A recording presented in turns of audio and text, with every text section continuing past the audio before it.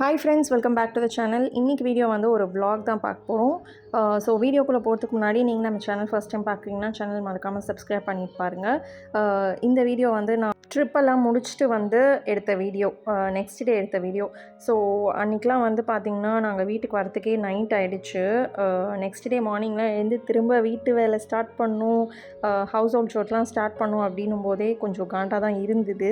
Because நல்லா ஒரு 8 to 10 days நல்லா ஜாலியாக வெளியில் என்ஜாய் பண்ணிட்டு வந்துட்டோம்ல. ஸோ நான் அந்த வீடியோஸ்லாம் உங்களுக்கு ஃப்யூச்சர் வ்ளாக்ஸில் வீடியோஸில் ஷேர் பண்ணுறேன்.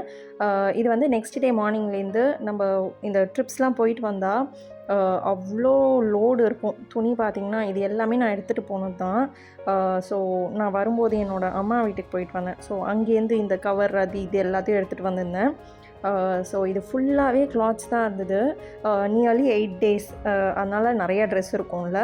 அப்புறமா நாங்கள் வந்தோடனே வெஜிடபிள்ஸ் அதெல்லாம் வந்து வாங்க முடியல நைட்டு வந்ததுனால. இப்போது மார்னிங் டீ போட்டு நான் பிரேக்ஃபாஸ்ட் பண்ணுறதுக்குள்ளேயே வந்து எனக்கு என்னென்ன நான் ஆர்டர் பண்ணினனோ எல்லாமே வந்து டெலிவரி ஆகிடும். இது வந்து ஜெப்டோக்கான ப்ரமோஷன்லாம் கிடையாது. நீங்கள் யாராவது இந்த மாதிரிலாம் வந்து வெளியில் போயிட்டு வந்திருக்கீங்க, உங்களுக்கு அர்ஜென்ட்டாக எதாவது வேணும்னா இந்த மாதிரி நீங்கள் ட்ரை பண்ணலாம். அதனால் நான் அப்படியே ஷேர் பண்ணுறேன். இங்கே வந்து நான் கிக்கிக்கு ரொம்ப சிம்பிளான பிரேக்ஃபாஸ்ட் தான் ரெடி பண்ணுறேன். இது வந்து ஓட்ஸ் வந்து நான் ஒரு 5 minutes ஹாட் வாட்டரில் போட்டு வச்சுருந்தேன். அதுக்கப்புறமா அந்த ஹாட் வாட்டரில் கொதிக்க வச்சுட்டு அது திக்கன் ஆகும்போது நம்ம மில்க் ஆட் பண்ணலாம். மில்க் உங்களுக்கு வந்து பிடிக்கல அப்படின்னா இது ஆறுனதுக்கு அப்புறமா நல்லா பட்டர் மில்க் மாதிரி அந்த கர்டை இது பண்ணிட்டு இதில் சால்ட் கூட போட்டு கொடுக்கலாம். பட் மார்னிங் பிரேக்ஃபாஸ்ட்டுங்கிறதுனால கொஞ்சம் ஹெல்த்தியாகவே இருக்கட்டும்னு நான் மில்க் ஆட் பண்ணுறேன். ரொம்ப சிம்பிள். இது பண்ணுறதுக்கே 10 minutes கூட ஆகாது. ஜஸ்ட்டு மிக்ஸ் பண்ணி விட்டுட்டே இருந்தோம்னா போதும் கொஞ்சம் அடிக்கடி. ஏன்னா அடி பிடிக்காமல் இருக்கும். இவ்வளோ தான். இது வந்து ரொம்ப ஹெல்த்தி. நம்ம கூட இது குடிக்கலாம். பட் மார்னிங் வந்து எனக்கு இதெல்லாம் உள்ளே இறங்காது. எனக்கு கண்டிப்பாக டீ வேணும். ஸோ எங்களுக்கு வந்து டீ அங்கே ரெடி ஆகிட்டுருக்கு. இப்போ அந்த மில்க் ஆட் பண்ணி நம்ம சுகர்லாம் எதுவுமே இப்போ ஆட் பண்ண வேண்டாம். அந்த மில்க் அண்ட் வாட்டர்லேயே வந்து ஓட்ஸ் நல்லா வேகட்டும். அந்த ஓட்ஸ் வெந்ததுக்கு அப்புறமா கொஞ்ச நேரம் வார்ம் பண்ணிவிட்டு அதுக்கப்புறமா நம்ம உங்களுக்கு என்னென்ன ஃப்ரூட்ஸ் வேணுமோ நீங்கள் ஆட் பண்ணிக்கலாம். ஸோ அதை மாதிரி நீங்கள் கொடுக்கும்போது மார்னிங் வந்து நல்லா ஃபில்லிங்காக இருக்கும். குழந்தைங்களுக்கு வந்து கண்டிப்பாக பிடிக்கும். ஏன்னா அவங்களுக்கு பிடிச்ச ஃப்ரூட்ஸ்லாம் நம்ம இதில் மிக்ஸ் பண்ணி கொடுக்கலாம். நான் வந்து இதில் மோஸ்ட்லி ஆப்பிள், பனானா இந்த மாதிரி தான் ஆட் பண்ணுவேன். நீங்கள் பொமிக்ரானேட் வேணால் அது கூட ஆட் பண்ணலாம். ஸோ இந்த ஆப்பிள் போட்டு கொஞ்சம் நல்லா வார்ம் ஆனதுக்கப்புறமா நம்ம ஹனி ஆட் பண்ணி இதை நல்லா மிக்ஸ் பண்ணி உங்களுக்கு வந்து ஸ்பூனில் எடுத்து கொடுக்குற கன்சிஸ்டன்சி வேணும்னாலும் நீங்கள் அந்த மாதிரி ரெடி பண்ணிக்கலாம். இது வந்து நான் ஓரளவு செமி சாலிடாக தான் ரெடி பண்ணியிருக்கேன். ஸ்பூன்லேயும் கொடுக்கலாம், ஆர் அப்படியே குடிக்கிற மாதிரி கஞ்சி மாதிரி கூட கொடுக்கலாம்.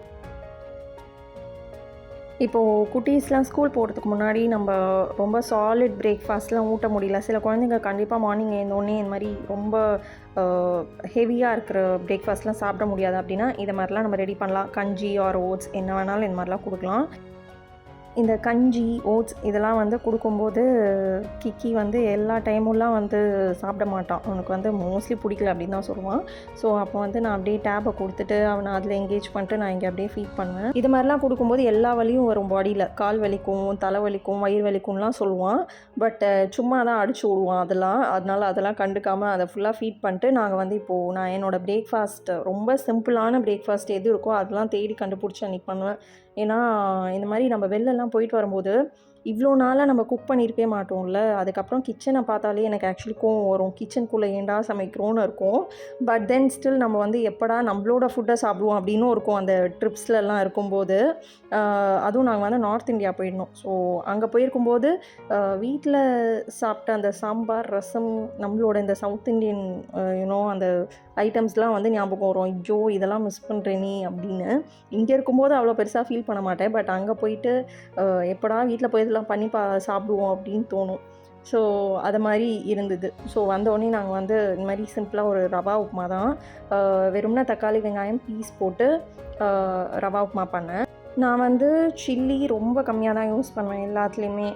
எங்களுக்கு வந்து சுத்தமாக காரமும் ஒத்துக்காது. அண்ட் கிக்கியும் சாப்பிட்றதுனால நாங்கள் அவ்வளோவா ரெட் சில்லியும் சரி, நான் க்ரீன் சில்லியும் சரி நான் பெருசாக ஆட் பண்ண மாட்டேன்.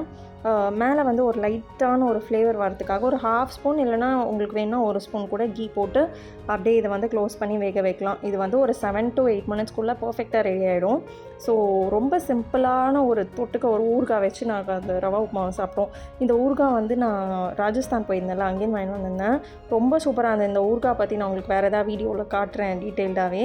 இப்போ வந்து நான் பிரேக்ஃபாஸ்ட்லாம் முடிச்சுட்டு அப்படியே லஞ்சும் வந்து ஸ்டார்ட் பண்ணுறேன். இப்போது பிரேக்ஃபாஸ்ட் பண்ணி உடனேயுமே வந்து நான் லஞ்சும் முடிச்சிட்டேன்னா கிச்சன் சைட் வர வேண்டிய வேலை இருக்காதுல்ல. ஸோ அதனால் நான் அப்படியே ஃபாஸ்ட்டாக பண்ணிடுறேன். லஞ்சுமே வந்து ரொம்ப சிம்பிள் லஞ்ச் தான். நான் வந்து பொட்டேட்டோ வந்து நம்மளுக்கு வேலை கிடையாது. வெறும்னா பாயில் பண்ணி ஃப்ரை பண்ணால் போதும். இங்கே வந்து நான் அப்படியே கேர்டுக்கு வந்து நான் உரம் ஊற்றிக்கிறேன். இந்த மட் பாட்டில் வந்து பண்ணுறது வந்து ரொம்ப நல்லாயிருக்கு. நான் இப்போ தான் ஃபர்ஸ்ட் டைம் ஆக்சுவலி ட்ரை பண்ணுறேன்.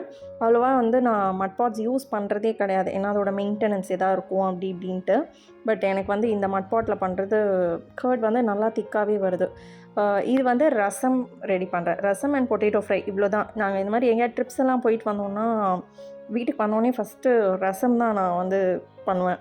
இந்த ரசம்க்கு வந்து நம்ம இந்த டொமேட்டோ, அதுக்கப்புறம் பச்சை மிளகா, கருவேப்பிலை இதெல்லாம் வந்து கையிலேயே வந்து நல்லா பிச்சு போட்டோன்னா அந்த ஃப்ளேவர் வந்து ஃபுல்லாக நல்லாவே இறங்கியிருக்கும். நான் வந்து நைஃப்ஸ்லேயும் கட் பண்ணி அது பண்ணியிருக்கேன். அதை விட எனக்கு கையில் வந்து நல்லா இந்த டொமேட்டோலாம் ஸ்பேஸ் பண்ணி போட்டால் அந்த ஸ்மெல் வந்து ரொம்பவே நல்லா இருக்க மாதிரி இருக்குது. இப்போது பால் வந்து காய்ச்சியாச்சு. அது வந்து நல்லா ஆறுனதுக்கப்புறமா நான் வந்து அதில் கர்ட் ஆட் பண்ணி நான் உர ஊற்றிக்கிறேன். இந்த ரசத்துக்கு வந்து நான் கிரைண்ட் பண்ணாமல் ஜீரகம் அண்ட் மிளகு வந்து இந்த மாதிரி நல்லா இடிச்சிட்டு ஆட் பண்ணிக்கிறேன். நான் கிரைண்ட்லாம் பண்ணல.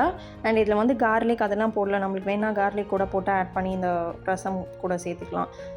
ஸோ இதில் வந்து வெறும் ஜீரகம் மிளகு மட்டும்தான். ஃபஸ்ட்டு ஹாஃப் வந்து நான் முன்னாடியே போட்டுருவேன். ஒரு வாட்டி ரசம் ஒரு மாதிரி பண்ணுவேன். இதே மெத்தட்லாம் ஃபாலோ பண்ண மாட்டேன். இப்போ வந்து நான் அந்த பொடி பண்ணி வச்சுருந்தோம்ல அதில் ஹாஃப் போட்டிருக்கேன். அதுக்கப்புறமா மிச்சது வந்து நான் நெய்யில் பொரித்து லாஸ்ட்டில் ஆட் பண்ணிப்பேன்.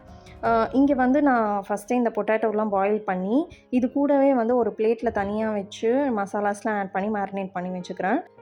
நார்மலான மசாலா பவுடர்ஸ் என்னென்ன இருக்கோ, மஞ்சள் பொடி, காரப்பொடி, உப்பு, அதுக்கப்புறம் கொரியாண்டர் பவுடர், கருவேப்பிலை இது எல்லாத்தையும் போட்டு நல்லா நான் மிக்ஸ் பண்ணிக்கிறேன். இது கூட வந்து ஒரு 1/2 ஸ்பூன் ஆயில் ஆட் பண்ணி இதுலேயே வந்து நம்ம நல்லா மிக்ஸ் பண்ணிக்கிட்டோன்னா அந்த மசாலாஸ்லாம் வந்து ஃபுல்லாக கோட் ஆகிடும் அந்த பொட்டேட்டோஸில். அதனால் நான் இது கூட கொஞ்சமாக ஆயில் ஆட் பண்ணிக்கிறேன். இதையும் வந்து அப்படியே நான் கோட் பண்ணிவிட்டு அப்படியே ஆயிலில் போட்டு ஃப்ரை பண்ணிடுறேன். இந்த மாதிரி மெனூஸ் சூஸ் பண்ணுறோம் அப்படின்னா ரொம்ப ஈஸியாக இருக்கும். நம்ம எங்கேயா வெளிலலாம் போயிட்டு வந்துட்டு நாங்கள் வந்து யூஸ்வலி கொஞ்சம் சிம்பிளான குக்கிங் தான் பண்ணுவோம். எங்கேயா ட்ராவல்லாம் பண்ணிட்டு வரோம் அப்படின்னா.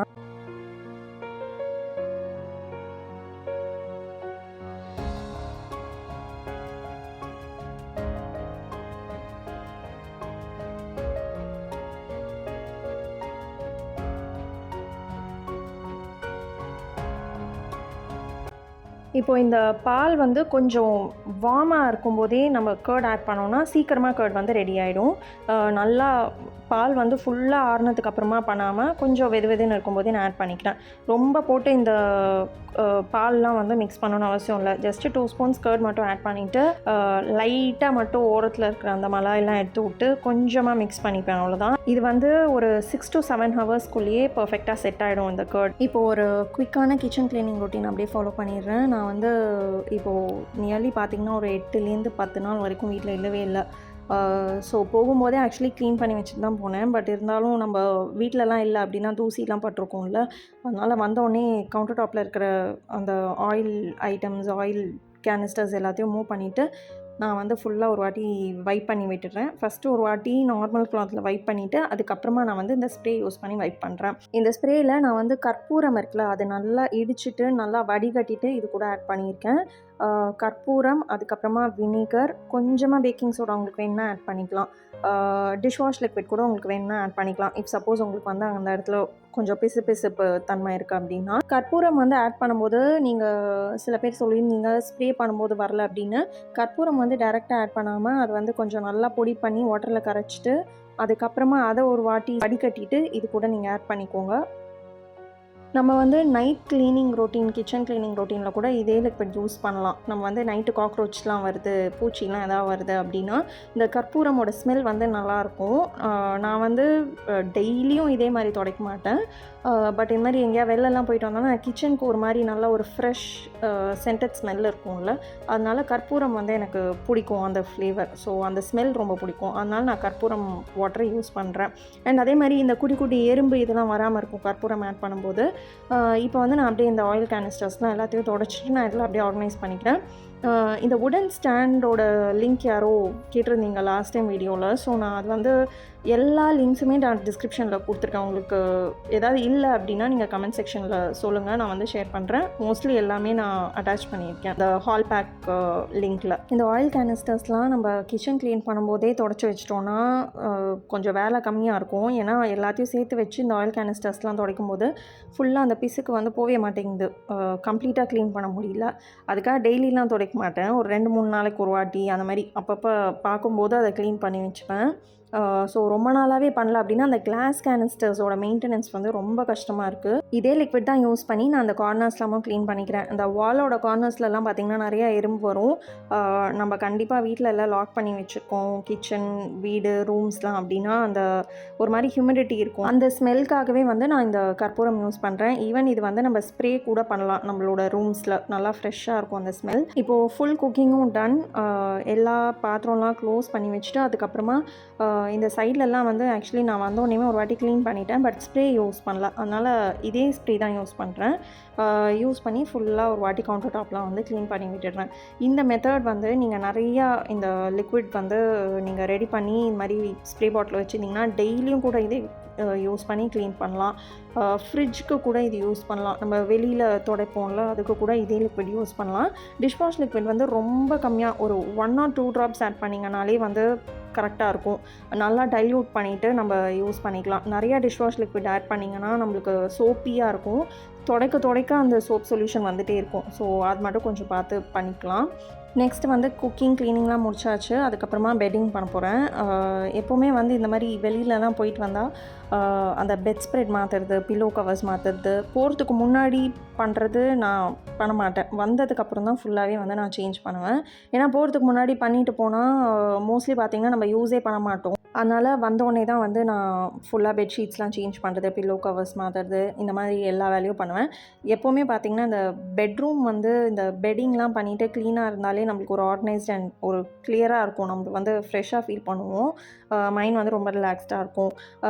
ஆக்சுவலி இந்த ட்ரிப் போயிட்டு வந்ததுக்கப்புறமா ஃபேஸ்லாம் பயங்கரமாக டேன் ஆகிடுச்சு, த்ரோட் பெயின், அதனால் பயங்கர பாடி டேமேஜ் ஆகிடுச்சு. அதனால் வந்து வீடியோஸே என்னால் போட முடியல. நான் லாஸ்ட் வீக் வந்திருந்தேன். லாஸ்ட் வீக் வந்து இந்த 1 வீக்காக சுத்தமாக வீடியோலாம் எடுக்கவே இல்லை. அண்ட் இந்த கேமரா தூக்கிட்டு இந்த மாதிரி வீடியோ ஷூட் பண்ணோம் அப்படின்னாலே பயங்கர லேசியாக இருந்தது. அதனால தான் வந்து வீடியோ ஷேர் பண்ண முடியல. நிறையா பேர் வந்து vlog ஷேர் பண்ண சொல்லியிருந்தீங்க. இனிமேல் வீடியோஸ் ரெகுலராக ஷேர் பண்ணுறேன். தேங்க்ஸ் ஃபார் வாட்சிங். Take care. பாய்.